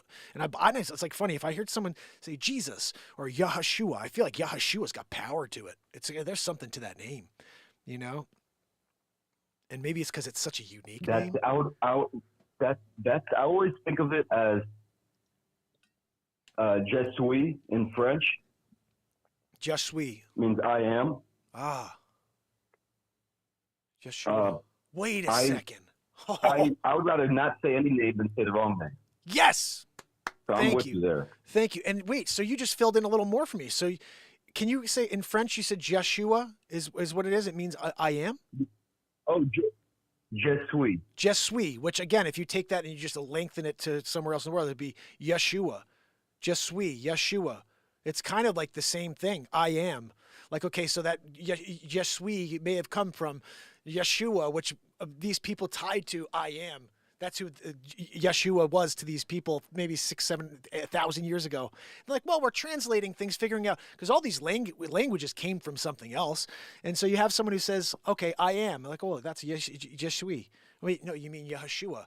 It's like, but these words are so close. Like if you listen to Italian and Portuguese, you could actually kind of get along. My father used to joke, he could speak to someone from Italy because they're romance languages. They all come from Latin. So there's a lot of tie-ins. Can't fully get by, but you can hear and understand. And so I would say, I don't know where these languages connected, but if you say Je suis, to me, I could definitely hear how you could get that from Yeshua, you know, and you go 1,000 miles and people just speak a little differently. I could go 500 miles here and I got someone down south talking like this. You know what I mean? So it's like, you don't know the difference in geographic location and how words are coming out as they're shared. So I think that's really amazing. Je suis. I got to look into that too. Hey man. Yeah, you got a gift, man. I love the impersonation. Oh, thanks, buddy. They're so spot on. I really know the code is there. It's all been written. Yeah. Right. There's nothing new. Nothing new. It would be so cool to link up with some people that are also seeking the foundations, the origins. Yeah, I think that you just nailed it too. Maybe we can take something and create some type of dialect. Yeah. Something that the algorithm can't understand. That would be an interesting thing to get past all, because I realize everything's listening in. When I was on TikTok, I told this story about how this mom bought like gummy bears. She thought it was just regular gummy bears for a kid. It's got a huge marijuana leaf on it, and then it says like Delta 9 on it, and it says King Canna, Canna, and this lady's a moron clearly, but that like they tell it in the news like there's drugs being pushed on kids, and it's like, no, idiot lady didn't read label, you know. So I just wanted to do that story real quick, and then TikTok they said age restricted. I'm like, so they literally have AI listening to every stream, and if you say something, they'll either limit you, reduce viewership, or just flat out take you off the air, which is a very frightening time to be alive. And that's why I kind of, in a weird way, I was talking about this last night. Like, I know I get frustrated that I can't be found because of what I do here every day for 5 years. However, it has allowed me to speak complete truth for 5 years every single day. And they wouldn't allow it. If people did find this show, you're going to see people going back and pulling up all the powerful stuff I dropped, and they're going to have a problem with it then. They didn't the whole time I actually did it, But now they'll go back and find 5 years worth of powerful information, truth, comedy about certain groups, because I think it's ridiculous. And I can make comedy. I'm a comedian. I always have this philosophy. If you don't like comedy, get up and walk out of the room, use your finger and scroll, but don't be the guy who thinks that you could be the arbiter of comedy when you're not a comedian. Nobody cares what someone who doesn't understand comedy has to say. But why all of a sudden do we care? Why do we care if some group is offended because a comedian made fun of them? It's stupid. You shouldn't be trying to change the world and then get mad when someone makes fun of your group. That's the reality of it. If you just lived your life, people would leave you alone. But when you try to change society, then you are there and you are within the rings of all comedy. You can't say, well, no, you can't make fun of me because of X. No. You decided to make yourselves the focus. So now comedians are going to take that and they're going to make comedy out of it. It's just life. For the last 1,000 years, you'd go, the king would call on a comedian to come into the court and he'd be the jester. He'd go in there and he would make comedy out of what's going on that day. Ah, king, it'd be really nice if we had some fresh fruit. And so nothing's changed. Comedy's pushing the limits based on current events. And we don't have that anymore. It's like, don't say the right thing or we'll cancel you. And I'm so over it. It's like, so I got to say, it's kind of a positive. I'm here. I'm able to say how I feel. One day I'll get in trouble for it. One day I'll get in trouble when people go back and start doing what they do best, which is ripping people down. But the intention has been here every day for 5 years, which is to try to bring this world together with truth and with comedy and music. I don't understand why it's a hard thing to get out there, but I do. Like someone said to me, do you understand how hard it is for positivity to grow? And I said, no. And they said, well, let me give you an example. If you say something positive, it has this type of effect on you. If you say something negative to yourself, it has a 70-time effect. And if you get a positive, you do a great job for someone, 1 out of 10 people is going to say a review. If you do a bad job for someone, it's like the whole internet's against you. And so you have to really understand that negativity sells. People don't care about the good stuff because they're so focused on the negativity. So if you want to be the positivity guy, if you want to be the guy who shows up every day to deliver truth and a really bright message into this world, you better expect it's going to be 5, 6, 7, 8 years before anyone knows you exist, or just don't bother doing it at all. So I tell myself these things because I'm like, I did another thing that no one's going to see. So it's like, you got to just do it for the staying level thing that I'm trying to do here. Because if I can't stay level through all this, I'll literally go nuts. Like, okay, we're creating cool content that could help a lot of people. They can't find it. But if I wasn't creating that content and I'm now feeling the negativity of this world at all times, I would be miserable. I would not be the same person, So there's a lot for me I have to reflect on when I think about the negative side of being held from the people. The positive side is that I can fully express myself here. And that would probably change if I had to worry about certain groups tuning in and then being offended by words, Oh yeah, all day. There's a way to go around this algorithm. And before the algorithm was around, we got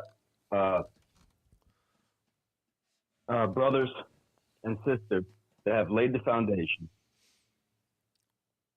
and shed light and no matter the darkness of that timeline that they were in, they brought light to it. And that's a good point. Being adaptive. Well, that's kind of why I think the only reason why we're still here today. Like every generation has had, the best way I could say it is Christ-like individuals that have kept the torch moving. Because if it all ended with Christ, if it ended with Yeshua, then we'd be done because evil is so powerful in this world. The devil runs the earth. And that's why people sell their souls to the devil. It's because they want things in this life and he'll give it to you. He'll give you whatever you want. You don't think I could have gone on a mountaintop and given my soul to the devil and said, give me people? But he hates me. He hates me because I keep showing up every day telling you guys what's really going on. And at the end of the day, I'm here trying to save my soul every day. It's like, yeah, I'm here every day to bring people up. But the real goal is to save my soul. I don't know what anybody has. I have this philosophy called soulfillment. It's a book I'm trying to write. I haven't gotten through it yet. But the concept of soulfillment is that we have a barometer within ourselves of acts and kindnesses we have to deliver into the world before we finish our time here. And mine seems to be the largest barometer in history because I'm not even where I want to be, you know? And so I keep trying to fill this every day showing up to fill this barometer of hope that I have. Everyone has one that they have to give to this world. Soul fulfillment. You can't fulfill yourself without fulfilling your soul. Concept is very simple. When we do one thing for someone, we have this immediate flushed reaction. Like I hold the door for someone, they say thank you and smile at me. Right then I feel something. Wow, I feel great. I just helped someone. That smile gave me some positive energy. But in that same moment, I'm also filling my soul fulfillment barometer. It's something I can't see. And each of these things I do continue to fill up that barometer inside of me. And hopefully one day when it's my time to meet St. Peter, I'll be at a position where he says, you did your work. You did the work of Yahushua. You did the work of the Creator, which is to try to bring people together, not to divide people at a time when that is clearly what they want done. It's such a sad state of affairs because people want to divide. Like, that's the weird thing. It's like, you figure if you know the game is get them to divide, you'd just all be like, okay, well, we're just not going to play. You know? Hey, man, that's it. It's consensual based. You're right. If and they put it out there. what you're doing is incredible. Well, thank you, brother. I appreciate you so much. The music is liberating. Oh, thank you, buddy. That means a lot to hear. I don't get to hear a lot from people, so I'm glad you called in. You know, it's funny. I go through my day when I'm not doing this show. I'm in the middle of a real estate day, and it's like I'm not like the people in my real estate world. They don't even know I do this, so it's like I'm just a nobody. I'm out there in the world doing my thing, and every day I'm able to kind of break away and let it all out here. And the music to me has been very, very therapeutic. So well, I appreciate. We need more of you. We need more of you. I'm here in Florida. I drum. Oh, awesome! I got a pair of bongos. You need a beat seat, and I brother. got a drum band. You got to get a beat seat. It's so much better than all those. I want to say there's so much abundance that people aren't receiving. Absolutely. So much love being broadcasted from the heart of God. Oh, absolutely. And, you know, lately, this is an example. I went to an island in the Bahamas. I asked the Rasta guy on the island, would it be cool if I get some coconuts down from the tree? He said, nobody's ever asked me that before. Usually the coconuts are for us. But if you can climb up that tree, you can have as many as you want. So I did, but every time I attribute the gift to me being able to climb the coconut tree is directly attributed to the intention of giving a coconut, cracking one open for somebody else. Beautiful. When I got back to Florida, I connected with my brother in the faith, Nathaniel, and turned him on and told him, hey, all you got to do is get an extension saw and a machete, and you have unlimited coconut water. But the rule is you have to share them with people. Yeah. Well, we have this gift. We got to give it. The abundance comes through with the intention of giving it away. You know, it's so interesting you say that because I've heard people who do that with wealth say the same thing, that when you start to realize that giving is how you get, and that's a very kind of contrary concept because people need to get through things in order to be able to get to that point. But it does make sense. You're kind of putting something out into the universe that's really, really beautiful. You know, that's why I'm kind of torn. Sometimes I'll see these clips that come up on TikTok where a guy goes up to a homeless person, hey, and they do these like tests to see if they are a good person, then they give them $100 or $50. And I'm like, the thing that I don't like is I know that person's doing it just to get views. And now they're doing this thing and they're putting some homeless person on camera, and sometimes it's really uncomfortable. But there's also something nice about that person caring about the person sitting on the street and no one else did. And so I'm torn because I don't know. I feel like, for example, that's another way you could sell your soul. I could go out today and I give money out all the time to people on the street, but I don't film myself doing it. That's the difference. I could go out there and have a guy follow me and say, guys, I'm going to go and I'm going to hand money out to all these homeless people today. We're going to create content on TikTok and on Clapper and on YouTube. It's going to blow up. We're going to get millions of views. I can't sell my soul. Like, to me, that's what that seems like. However, when I watch someone do it, I'm like, I am on board with helping those people. I do it when I'm out in the streets. I'm just not filming it and making content out of it.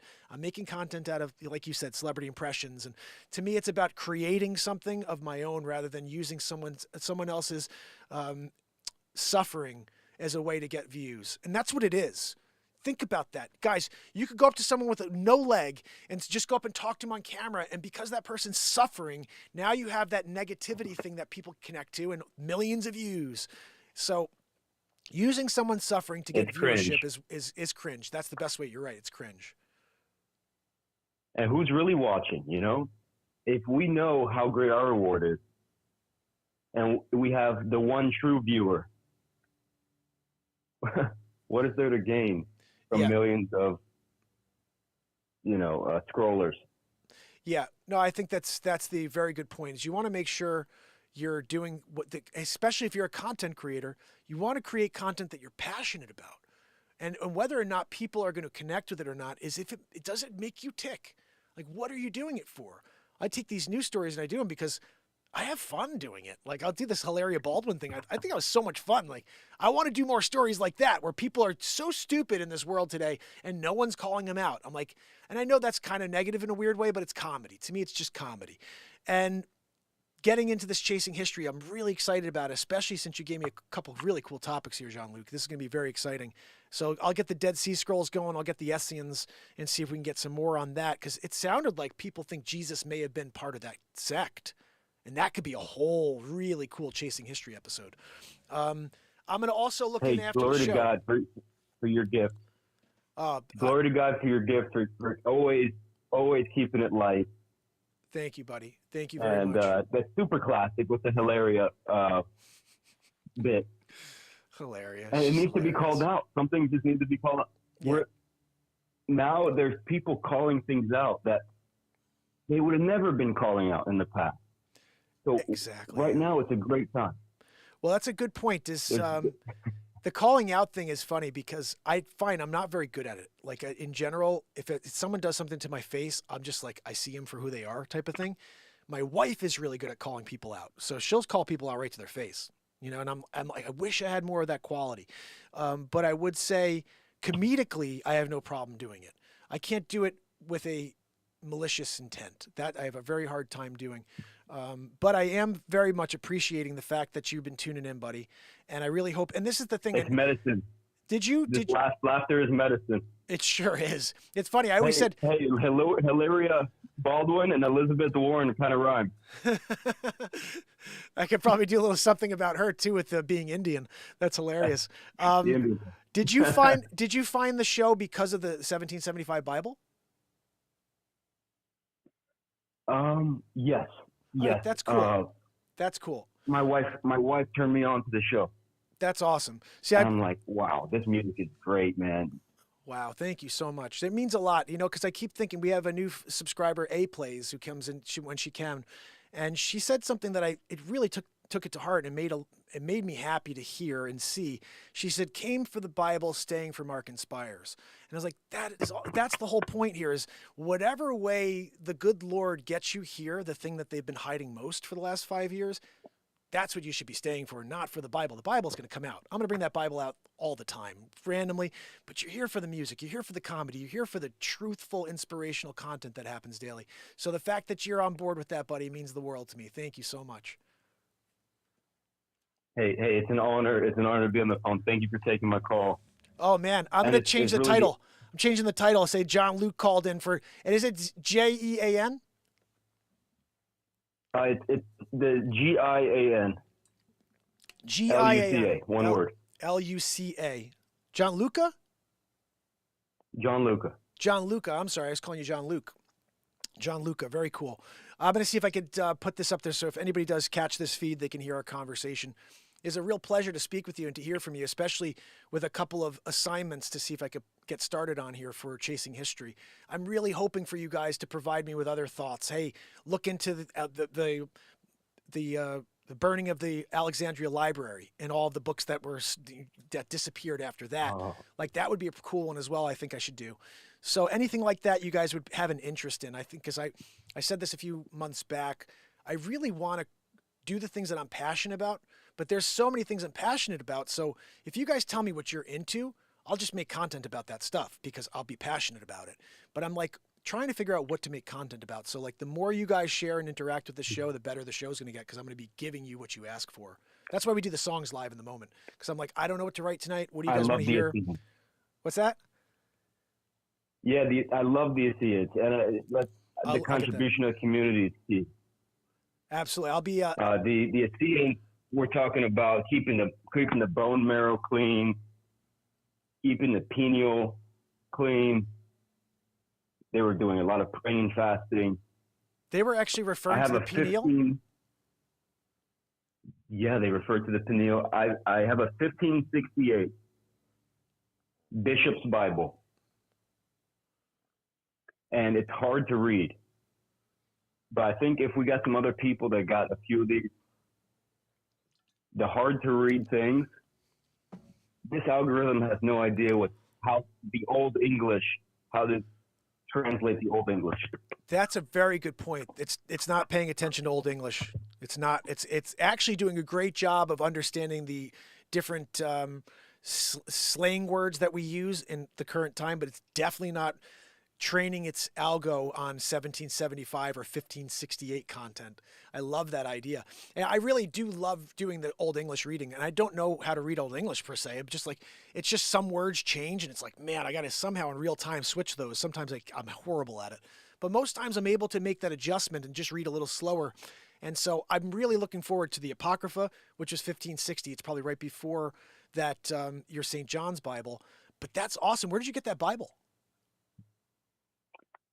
I've got this Bible from my wife got it. Hey, where'd you get that Bible? There is an Indian. It came from India. It came from India. It's India. A reprint, though. Oh, but that's okay. So it's the reprint, but still you have the physical copy. I thought it may have been original at first. No, that the one you have is so legendary, and love the history behind it. Thanks to Stephen Howell. What's the name on yours? Yeah, Stephen Howell. Stephen Howell, American Revolutionary War soldier. Legendary. That man. I'm sitting here today because of Stephen Howell. It's why I think it's interesting how we give credit to George Washington, we give credit to the commanders, but it was the people like Stephen Howell that won us that war. It's the people who were willing to leave their families and fight alongside the commander in order to take out their bayonet and do what's right for the freedom of this country. And so, like, I don't know, man, it's sitting right behind me at all times. In the middle of a bitter winter. Yes, exactly. A bitter winter. And then the other thing I love is like this was printed right while we were fighting. It's like there were bayonets on the field and there were cannon blasts and there were people killing each other while this Bible was being printed in Cambridge, England. And the people that were reading this Bible at first were like, we're going to win the war. They're reading this Bible expecting God to protect their faith and their future. And no, our country had God at our back. And it's just amazing that all that was going on in 1775, 1776, and it's right there to be kind of observed and taken in. So I do want to do this whole idea of reading all these verses from the Bible from you guys from 1775, but I still think it would be pretty cool to read the entire thing. You know what I mean? And just peg off a little bit each day. And I'll get back to that. The last couple of days have been a little nuts, but yeah, that's why I think I keep it right behind me. So at any time someone says, hey, can you read some chapter, some verse? I'll pull it out and we'll do that, But this has been really cool, Gianluca. I appreciate it, man. And I'm going to see if I could get this title adjusted in case anybody wants to hear a call-in. It's our first call-in for this morning show.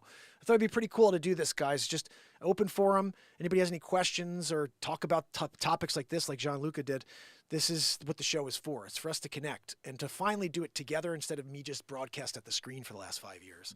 So more of this is definitely going to be going on. And I like this concept of maybe a Zoom call with multiple people who could fill out some of our questions. Scott Walter's most likely going to be a Zoom call, But there's this guy, you know Sam Halal? Is that his name? I know you know this guy. Have you seen this guy, Gianluca? Sam. His name's like Sam Halal or something like that. He's on, you can find him online. He just rips apart anybody who doesn't believe in Jesus or Yahshua. And he does it in a way because he was a Muslim first. And now he goes after all these people who are Muslim and try to rip apart Christianity. And he's found everything in the Quran which points to Jesus being the Son of God. And he finds where they are being hypocritical within the Quran and they're not actually reading where Jesus is the Savior. They're seeing him as just some guy.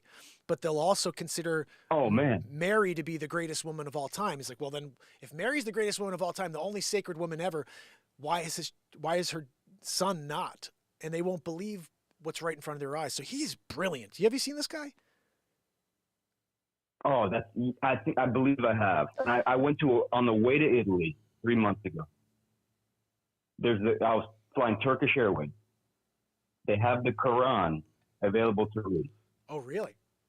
I clicked on a random, I think it was like chapter 3, subsection 7. Because, 3s and 7s, I don't know. I just clicked on a random chapter and a subsection. And it's talking about Jesus. Really? The first thing you opened? And first thing I opened. I need to go back into it and look at that. It's so amazing. But I love you come out with this epic Bible. And the people that come into the room are not offended. And it's like it's one of the things that it's a filter almost, because you start talking about certain things, some people tune out. Yeah. And to know that there's people that did stay tuned in can come together and write some questions with integrity and really meditate on those things, and then come together and make them. Your consistency is beyond words. Like, it's so respectable. I'm blown away by your consistency. Oh, thank you, buddy. And it's just a trickle of that integrity through this community and go towards some of those group video chats, sharing questions. I'm in. Awesome, brother. That's all I need to know. I really do appreciate those words. It's very, very kind of you to share. I've just put one foot in front of the other every single day. I know it, like, even now I look back myself and I'm like, I can't believe it's this many days in a row. But like, it's just because every day I forced myself, no matter what, to go live. There were a few days I almost missed it. It was like 11:58 and I was like trying to get back here. I'm pushing live. So I really have worked very hard to keep the streak going. And it is for exactly what you just said. I'm trying to let anybody who finds this platform understand that there's still a little hope left in this world.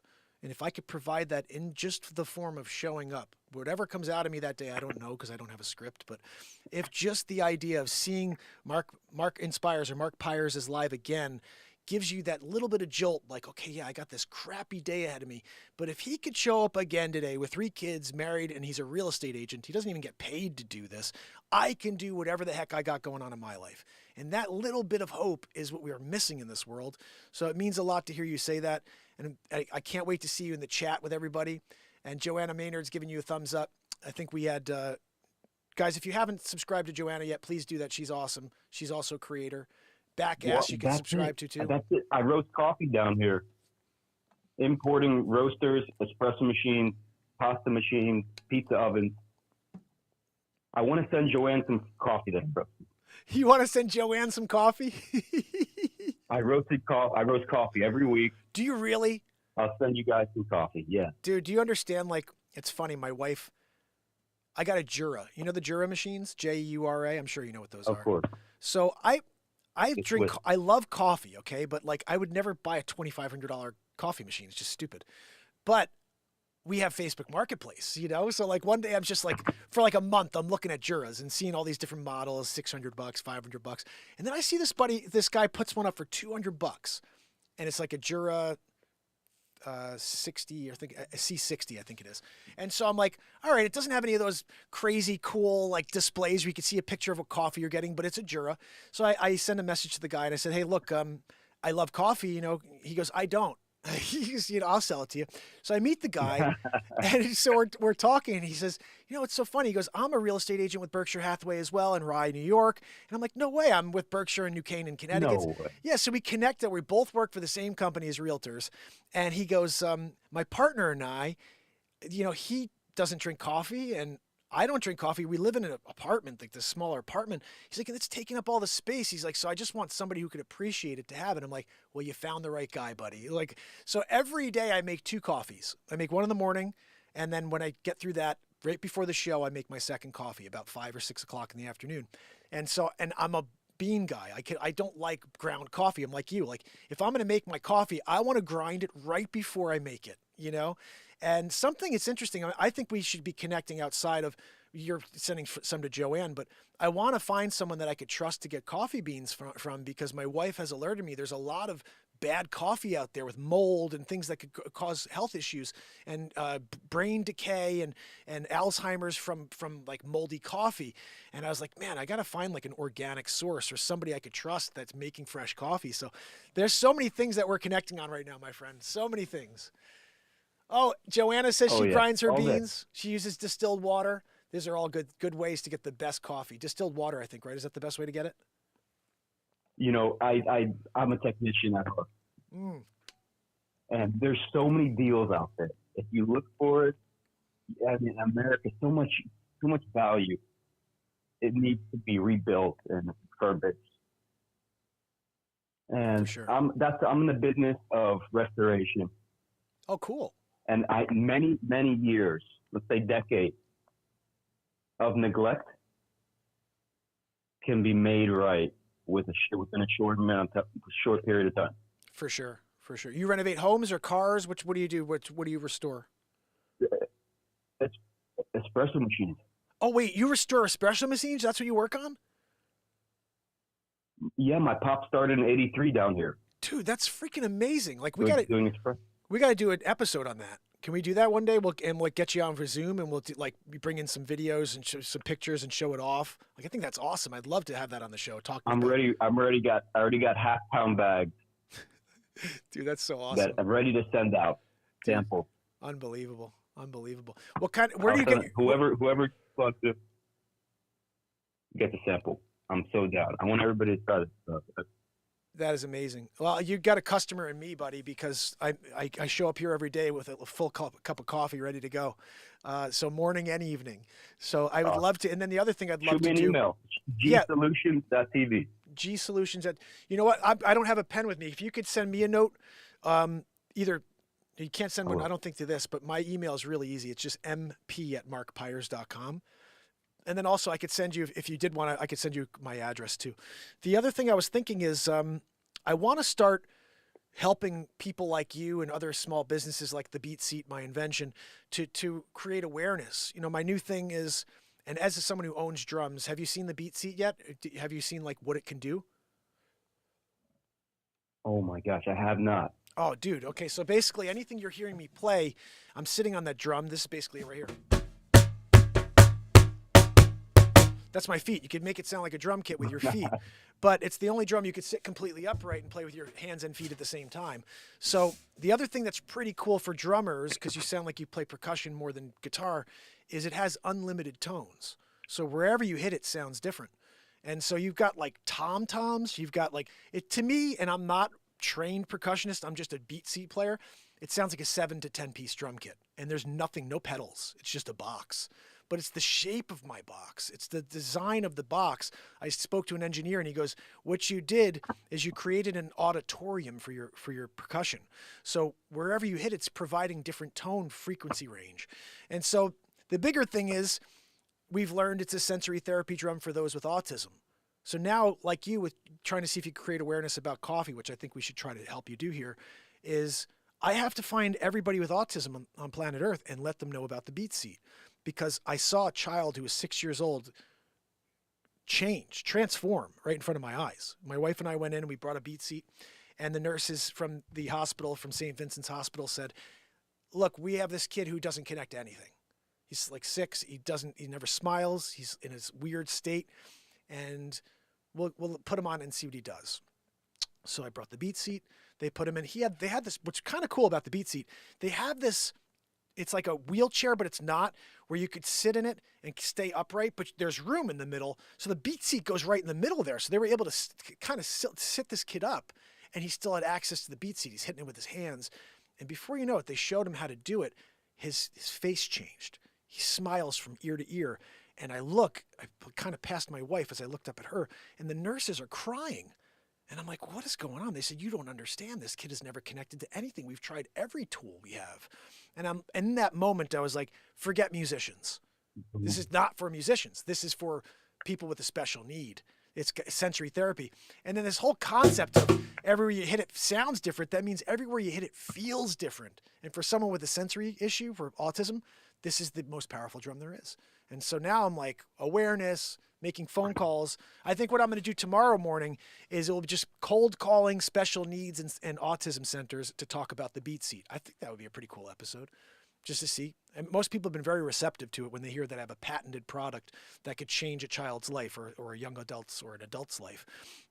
So I think as far as it goes, you're a modern day centurion. For Christ. You know what? Maybe we can call it censurian. Censurian, yeah, censored like a mofo. That's hilarious. No, but I think you're right. I feel like you got to put the armor on. One. You got to put the armor on for God. I want one of these drums, and I have a nephew with autism. Do you really? So the cool thing He's about living on this, a farm. you know what's cool about that one, and it's not that they would do this, but your nephew, if it's his mother or his father who try to connect with him, we build. They're called, that's the sensory therapy drum for kids. So we have a junior model. The adult model, if it's someone who's buying it for their child like that, they can order an adult model, and they're designed the same way where they're color coded. You can see this on the BeatSeat website. And so the center panel's red, the front panel's yellow, the side panel's blue, other side panel's green, the top is orange, that type of vibe. And so you could use it as a teaching tool if you can start to connect with a child, and you could say, all right, Tommy, play the red panel. And now he's referring to colors. This is another thing. I sold one to someone recently who has a child with autism. And I told him that concept. He goes, yeah, but even better. I could say to Tommy, hey, Tommy, what's your favorite color? And Tommy could hit the red panel. Tommy could hit the blue panel if it's his favorite color. And I was like, whoa.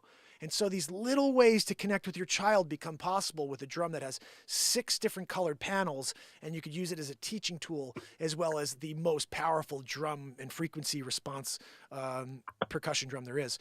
So I want you to look at it some more. Check out beatseat.rocks. I will rock out on it tonight. I'm going to write some more songs. That's what we do, Gianluca, And if you and your wife want to come in the chat, it's always filled with lots of awesome people, and I'm glad to meet another awesome person in you.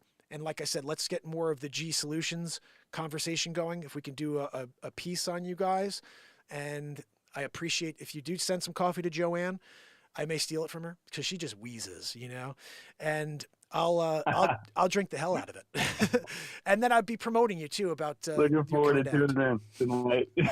My man. Hey, thanks so much for calling, Gianluca. I appreciate you, buddy. Have an awesome day, okay? You too, brother. All right, brother. Talk to you soon, okay? Take care. Bye-bye. Guys, 57 minutes. Uh-oh. There goes my camera. 57-minute phone call with Gianluca.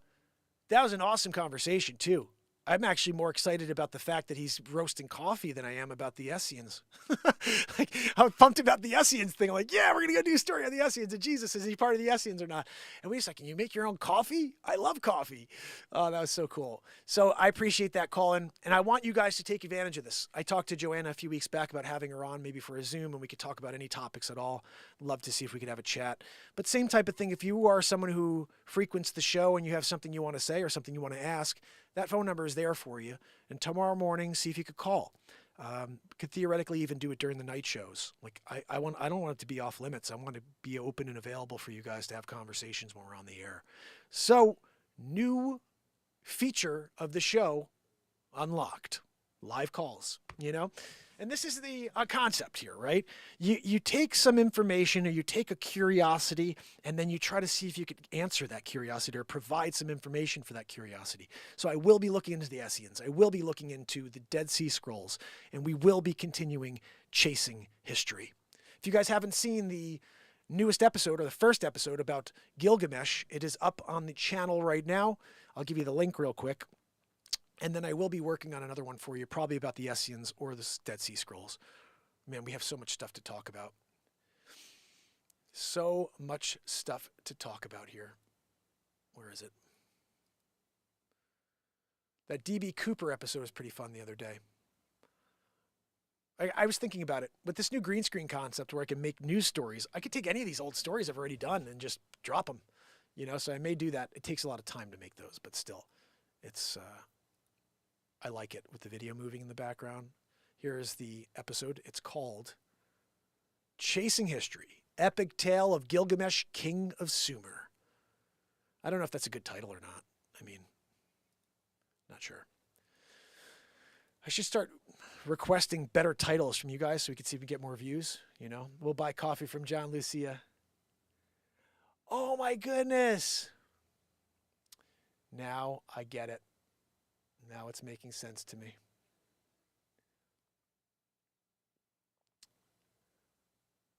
So Gianluca's wife is Lucy? If that's the case, it makes perfect sense now. And Lucy's awesome. She's the one who said we got to get you on Roseanne. And I don't know if you're tuning in at all, Lucy, but I did call. I left a message for Roseanne Barr, and it was a doozy. I was calling and I'm thinking it's ringing right now. If I go in and I'm like, hey, Roseanne, it's Mark Pyers, host of the longest running show on the planet. She'd be like, who's this idiot? Never heard of him. So I took a different approach. I go, Roseanne, it's your president, Donald J. Trump. I'm winning big league. I'm here with Melania. No, Roseanne, I'm just kidding. My name's Mark Pyers. So I tried to start with a little lead in with Trumper because I know she likes the Trumper, but I haven't heard back from her. So I don't even know if it was really her number, to be honest. I just left. Trish found it. I called it. And I'd really like to. I also, just so you guys know, and I don't know if it'll ever come to fruition, probably not. I sent a note to Joe Rogan's email and just said, hey, I think I'm the first comedian that was canceled. They talk about people trying to cancel people, but I think I was the first one that was actually canceled. And I just have kept showing up. But here's the reason. I sent the Donald Trump show. And I haven't heard back. That was the same time. I sent that like a couple minutes after I did the Roseanne one. I was just like, you know what the hell? I got nothing to lose here. And again, just throwing this out there, if anybody out there is a mod on any other shows, 2024 is the year I want to be on every show. I want to be on anybody and everybody's show. And I want to create awareness by allowing those people who are watching those other shows to know we exist here. And I'm not going to compete with any other show. There's nothing else like this show. That's not a cockiness thing. I'm just certain there's no other guy on earth who's shown up for 5 years and who lives in the moment and invented the only drum in the world for guitar players. I have a patent for it, so I'm certain there's no other show on earth like this. And if we can at least get those people to know that 9 a.m., 9 or 10 p.m. every night, there's a live show of creation that is intended to lift you up 10 levels, not just one, then that's all I think I could do. That's me creating awareness for this brand, for the Mark Inspire show. BeatSeat, you can start seeing a lot of crazy stuff from the BeatSeat. I'm going to start doing the origin story. You can see a little bit more about that. Also, I'm working on right now, how did I acquire my 1775 Bible? That'll be another piece of content I'll get out. And we have hundreds of songs I still have to get through, but I'm all alone. So out there, if there's an editor who likes what I do and they want to help and start helping me create some of this content I create on a daily basis into short form, reach out to me, mp@markpyers.com, and let's see if we can blow this out of the water this year by being on everywhere and everywhere possible. So keep that in mind. Anybody out there who wants to have a guest, I'll do whatever. Oh, we're here to talk. Fine. We're here to laugh. Okay. What impression do you want to hear? We are into music. Okay. Let's write a piece of music. We like to be inspired. Let's roll. So whatever the format is, whatever you need me to do, I'm ready to perform. I'm ready to go and put on the best show possible for that person. So keep that in mind. Let them know if they start asking about guests or something like that.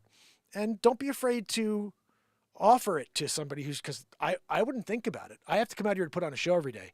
But if someone comes into the chat and they're like, hey, you know what? Oh, thank you so much. Coffee is on its way. Thank you so much. If someone is in the chat and feeling the vibe, that's all you could ask for, you know? Look at this. Joanna's in there speaking Russian. I was going to go with the Russian response, but I just didn't really feel like going there today. Good. Yes, it's very good. You could do a Putin, maybe. A Putin in the work. When Vladimir Putin decided to put in the work, you know, to be the leader of Russia, he had to murder a few people, you know. That's what you do when you're Putin in the work. Oh, goodness. So, guys, you're awesome. We'll see you later on. Jeez, this is a long show. But that's what happens when you have Gianluca call in and we start talking about all kinds of awesome topics. The Bible, Yahshua, the origin story of humans. All this stuff is going to be explored more on Chasing History, our newest series. We have so many series here, so don't get confused. Backass, you rock, buddy. Yeah. More giving your tank than most. Yeah, I think you're right. Thank you, buddy. You know what? But it's people like Backass and Gianluca and his wife who and I can't read that. Is it Onecker? I wish I... Joanne, how do we say that in English? Joanna? I need assistance. Can you translate? Virginia, you rock. Let me say goodnight to you if you guys are... Good night. Again, I was so used to doing that late show until recently. Did I give you the link yet? This is the Gilgamesh story. I cleaned it up a little for the social media platforms, but that's episode 1 of what will be a new series called Chasing History.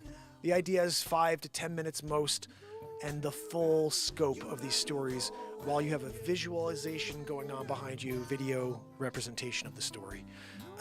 And you see a lot of this stuff online, but this is my own version because I'm reading these stories instead of just telling you the story. I think it's a little bit more in depth. Sometimes you may be like, I didn't need to know that, but I'm still going to read it for you. I want you to know the full scope of the stories with a visual background. So that's the concept. And I hope I will see you for show number 2 later. Let me see who's here with me. Okay, so I got some response here from my poll for the day. If you can immediately, would you move to a blue zone? And 29% said yes, without a question. 71% said, no way, I don't want to live to 100. So we got that going for us right now. All right, so let me get this. Interesting stuff, guys. Interesting stuff. So, wait, I was about to say bye to everybody, and then I missed the link. There we go. Backass words, Joanna Maynard, Kill It and Grill It, Virginia, and, of course, Anecker, that's how I read Russian, right? Gianluca, my brother, thank you for calling in. I will see you guys later on. Until then, Joanne, keep the weeds down. This is the longest running daily variety show of hope, the Mark Inspire Show. I'll see you later. You got to go away, yeah. Alisa, there we go. Alessia, is it Alessia? I think I said that better the second time. Thank you guys. Have a great day.